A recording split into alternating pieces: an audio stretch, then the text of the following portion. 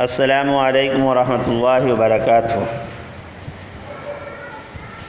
الحمدللہ نحمدہ ونصلی علی رسولہ الکریم، اما بعد فاعوذ باللہ من الشیطان الرجیم، بسم اللہ الرحمن الرحیم۔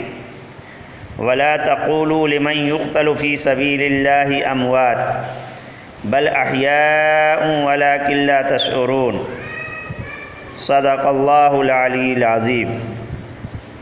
اور جو لوگ اللہ کی راہ میں مارے جائیں انہیں مردہ مت کہو، بلکہ وہ زندہ ہیں، البتہ تمہیں شعور نہیں۔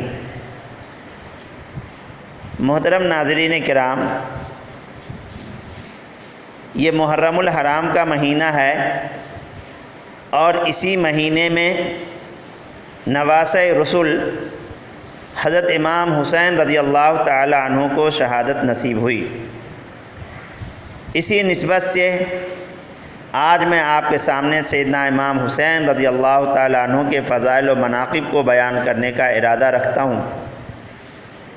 سیدنا امام حسین رضی اللہ تعالی عنہ کے فضائل و مناقب بیان کرنے سے قبل ضروری ہے کہ اسلامی سال کے پہلے مہینے یعنی محرم الحرام کی تاریخی اہمیت اور اس کی فضیلت پر تھوڑی دیر گفتگو ہو جائے۔ دوستو، محرم کے لغوی معنی معزز اور محترم کے ہیں۔ قرآن مجید میں بیت اللہ شریف کی نسبت سے حضرت ابراہیم خلیل اللہ کی ایک دعا کے الفاظ ہیں، ربنا انی اسکنت من ذریتی بواد غیر ذی زرع عند بیتک المحرم، کہ اے اللہ میں نے اپنی اولاد بے آب و گیا بستی میں تیرے محترم گھر کے قریب بسائی ہے۔ ایک اور جگہ فرمایا جعل اللہ الکعبۃ البیت الحرام، اللہ نے کعبہ کو بنایا جو کہ محترم مکان ہے۔ محترم گھر سے مراد خانہ کعبہ ہے۔ یہ اگرچہ اس وقت اپنی اصل حالت میں نہ تھا، تاہم اس کی جگہ خوب جانی پہچانی اور سب کی نگاہوں میں محترم اور متبرک تھی۔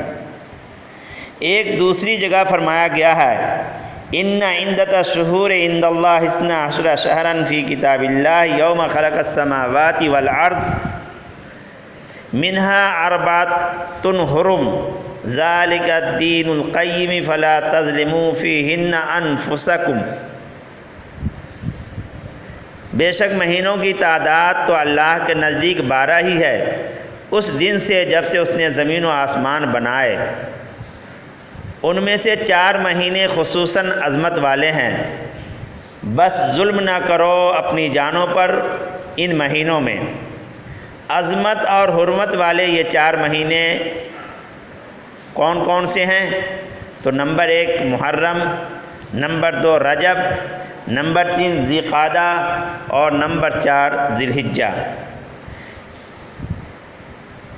عرب زمانہ جاہلیت میں بھی ان مہینوں کی تعظیم کرتے تھے اور ان میں جنگ و قتال کو حرام سمجھتے تھے۔ ظہور اسلام کے بعد ان مہینوں کی حرمت، عظمت و فضیلت اور زیادہ ہو گئی۔ فلا تظلموا فیہن انفسکم، رب العزت نے حکم دے دیا کہ ان مہینوں میں اپنی جانوں پر ظلم نہ کرو۔ ان 4 مہینوں میں سے محرم الحرام کو خصوصی اہمیت و فضیلت حاصل ہے۔ مسلم شریف کی ایک روایت میں ماہ محرم الحرام کو شہر اللہ یعنی اللہ کا مہینہ کہا گیا ہے، جیسا کہ کئی مقامات پر کعبہ شریف کو بیت اللہ یعنی اللہ کا گھر، حضرت صالح علیہ السلام کی اونٹنی کو ناقۃ اللہ اور شہنشاہ دو جہاں صلی اللہ علیہ وسلم کو رسول اللہ صلی اللہ علیہ وسلم کہا گیا ہے۔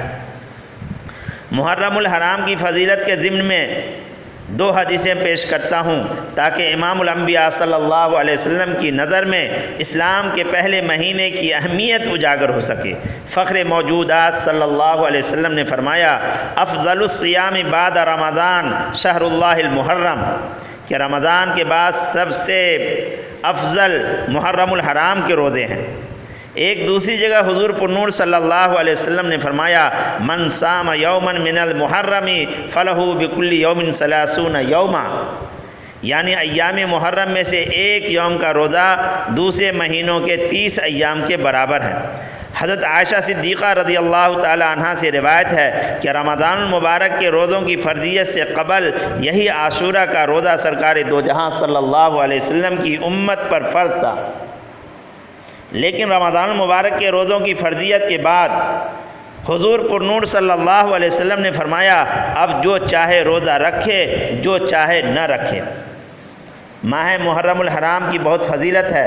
حضرت عبداللہ ابن عباس رضی اللہ تعالیٰ عنہ سے روایت ہے کہ حضور صلی اللہ علیہ وسلم مکۃ المکرمہ سے ہجرت کر کے مدینہ تشریف لائے تو یہود کو دیکھا کہ وہ عاشورہ کا روزہ رکھتے ہیں۔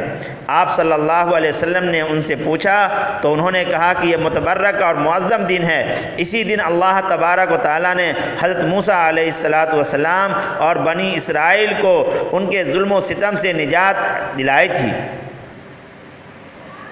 حضرت صلی اللہ علیہ وسلم نے فرمایا تم سے زیادہ ہم موسیٰ علیہ السلام کو ماننے والے ہیں۔ چنانچہ سرکار دو عالم صلی اللہ علیہ وسلم نے اسی یوم کو روزہ رکھا اور رکھنے کا حکم دیا۔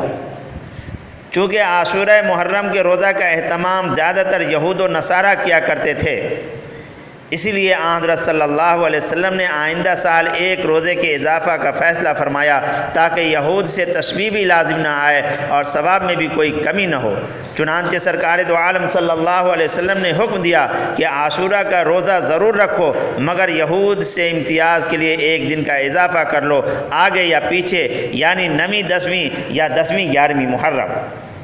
محرم الحرام کی فضیلت کا اندازہ ایک روایت سے لگایا جا سکتا ہے۔ آقا صلی اللہ علیہ وسلم فرماتے ہیں احتسب علی اللہ ان یکفر السنۃ التی قبلہ، مجھے غالب توقع ہے کہ اللہ تبارک تعالیٰ اس سے گزشتہ ایک برس کے گناہ معاف فرما دیں گے۔ حضرت قتادہ رضی اللہ تعالیٰ عنہ سے مروی ہے کہ حضور اکرم صلی اللہ علیہ وسلم نے فرمایا کہ عرفہ کا نفلی روزہ دار کے لیے 2 سال کے لیے صغیرہ گناہوں کا کفارہ ہوتا ہے، لیکن عاشورہ کا روزہ 1 سال کے گناہوں کا کفارہ ہوتا ہے۔ حضرت عبداللہ ابن مسعود رضی اللہ تعالیٰ عنہ سے روایت ہے کہ جو امتی عاشورہ کے دن اپنے اہل و عیال پر رزق میں فراوانی کرے گا، فراخی کرے گا، اللہ تعالیٰ پورا سال اس کے رزق میں فراوانی فرمائیں گے۔ ایک روایت ہے کہ حضور نبی کریم صلی اللہ علیہ وسلم نے فرمایا کہ عاشورہ کا روزہ رکھنے سے 40 سال کا کفارہ ہوگا۔ حضرت علی مرتضیٰ رضی اللہ تعالیٰ عنہ سے روایت ہے کہ رسول خدا صلی اللہ علیہ وسلم نے ارشاد فرمایا اگر تم ماہ رمضان کے علاوہ روزے رکھنا چاہتے ہو تو عاشورہ کا روزہ رکھو، کیونکہ یہ اللہ تعالیٰ کا مہینہ ہے، اس میں ایک دن ایسا ہے جس میں ایک قوم کی توبہ اللہ تبارک و تعالیٰ نے قبول فرمائی اور دوسری قوم کی توبہ قبول فرمائے گا۔ حضور علیہ السلام نے لوگوں کو رغبت دلائی کہ عاشورہ کے دن توبۃ النصوحہ کی تجدید کریں اور قبول توبہ کے خواستگار ہوں۔ پر جس نے اس دن اللہ عز و جل سے اپنے گناہوں کی مغفرت چاہی تو اللہ تعالیٰ اس کی توبہ ویسے ہی قبول فرمائیں گے جس طرح پہلے لوگوں کی توبہ قبول کی۔ دوستو، مسلمانوں کو عاشورہ محرم کی حقیقت کے بارے میں اپنا عقیدہ درست رکھنا چاہیے۔ یاد رکھیے ہمارا طریقہ وہی ہونا چاہیے جو نبی پاک صلی اللہ علیہ وسلم نے اپنے صحابہ نے تابعین کو اور تابعین نے تبع تابعین کو بتایا اور ان سے بزرگان دین کی معرفت ہم تک پہنچا۔ دوستو، ہر انسان کا ایک شجرہ نسب ہوتا ہے کہ یہ فلاں کا بیٹا ہے اور اس کا باپ فلاں، اوپر اس کا دادا فلاں، اوپر پر دادا فلاں۔ جس شخص کا شجرہ نسب اوپر چلتا ہوا کہیں مل جائے وہ محترم و مکرم تصور کیا جاتا ہے، اور جس کا شجرہ نسب کہیں راستے میں گم ہو جائے اور اوپر نہ پہنچ پائے تو وہ مشکوک اور غیر پسندیدہ شخص کہلائے گا۔ اسی طرح اعمال کا بھی شجرہ نسب ہوتا ہے۔ اگر کوئی عمل اوپر چلتا ہوا ہادی برحق علیہ السلام تک پہنچ جائے وہ محبوب ترین عمل ہے، نیکی ہے، دین ہے، اور اگر کسی عمل کا شجرہ نسب حضرت صلی اللہ علیہ وسلم تک نہ پہنچے بلکہ کہیں راستے میں گم ہو جائے تو وہ اسلام نہیں، دین نہیں، بلکہ جھوٹ ہے، فریب ہے، اور شریعت کی زبان میں اسے بدعت اور فسق و فجور کہا جائے گا۔ مقصود یہ ہے کہ عاشورہ محرم کا احترام اسی طرح کرنا چاہیے جس طرح ہمارے آقا مولا صلی اللہ علیہ وسلم نے کیا اور ہمیں کرنے کی تلقین فرمائی۔ یہ فیصلہ کرنا امت مصطفیٰ صلی اللہ علیہ وسلم کا کام ہے کہ انہوں نے اس دن کو اپنے نبی کے طریقے پر منانا ہے یا کسی اور طریق پر۔ بات وہی معتبر ہے جو کملی والے نے کہی ہے، اہمیت انہی کے فرمان کی ہے، فضیلت انہی کے بیان کی ہے۔ دوستو، نبی جس بات کا حکم دیتا ہے اپنی طرف سے نہیں بلکہ وہ خدا کی طرف سے ہوتا ہے۔ نبی کا ہر عمل خدائے بزرگ کی مشیت کے مطابق ہوتا ہے۔ ہمارے یہاں رواج پا گیا ہے کہ ہم عاشورہ محرم کو صرف سیدنا امام حسین رضی اللہ تعالیٰ عنہ کی شہادت کے طور پر مناتے ہیں۔ اس میں شک نہیں کہ اس معظم دن نواسۂ رسول صلی اللہ علیہ وسلم کو عظیم الشان شہادت نصیب ہوئی۔ حضرت امام حسین اور آپ کے خاندان نے کربلا کی فضاؤں میں حق و صداقت کا علم لہرایا، کربلا کے ریگزاروں کو اپنے خون سے گلنار کیا۔ عاشورہ محرم اور ماہ محرم کی ایک اپنی تاریخ بھی ہے۔ اہم امور اور بڑے بڑے واقعات عالم اسی ماہ اور عاشورہ محرم میں رونما ہوئے۔ تاریخ کا مطالعہ کرنے سے معلوم ہوتا ہے کہ زمین و آسمان اسی ماہ مقدس میں ظہور پذیر ہوئے، لوح و قلم اسی ماہ بنائے گئے، جبرائیل و ملائکہ اسی ماہ پیدا کیے گئے، رب العزت عرش پر اسی ماہ بیٹھے۔ ایک روایت ہے کہ قیامت بھی اسی ماہ میں برپا ہوگی۔ گویا محرم الحرام ہماری کائنات کے مطلع و مقطع کی حیثیت کا حامل مہینہ ہے، یعنی ہماری دنیا بنائی اسی ماہ میں گئی اور فنا بھی اسی ماہ میں کی گئی۔ اس لیے ہماری آپ حضرات سے گزارش ہے کہ ہم سیدنا امام حسین رضی اللہ تعالیٰ عنہ کی سنتوں پر، ان کے بتائے ہوئے طریقوں پر اور پیارے رسول صلی اللہ علیہ وسلم کے بتائے ہوئے طریقے پر محرم الحرام کو منائیں اور عاشورہ محرم کے روزے کا اہتمام کریں۔ اللہ تبارک و تعالی ہمیں اور آپ کو کہنے سننے سے زیادہ اس پر عمل کی توفیق عطا فرمائیں۔ وآخر دعوانا الحمدللہ رب العالمین۔